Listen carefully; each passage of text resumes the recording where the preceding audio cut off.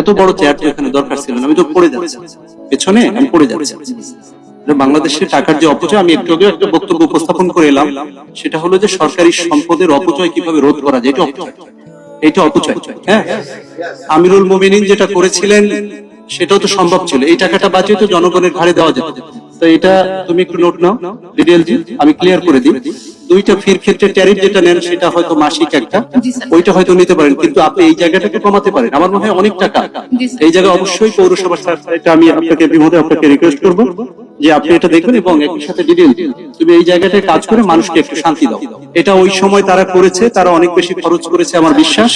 এটা অত্যন্ত অ্যাম্বিশাস একটি চিন্তা চেতনার মধ্য দিয়ে তারা করেছিল। এই অ্যাম্বিশাস এই কারণেই হয়েছে আজকের এই চেয়ারের কারণে।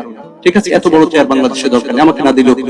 ঠিক আছে, আশা করি বুঝতে পারছেন এই জায়গাটা কাজ করার অবশ্যই সুযোগ রয়েছে। আমরা যেন তেন প্রকারে মানুষকে বুঝতে ক্ষমতা রাখি না। সাধারণ মানুষের যেটা চাওয়া, ৬২,০০০ যে পরিবার, তাদের চাওয়াটাকে আমাদের অবশ্যই গ্রাহ্য করতে হবে। তাদের পৌরসভা তারা কিভাবে চালাবে, দে উইল ডিসাইড, আমরা ডিসাইড করবো না এখানে। Thank you very much.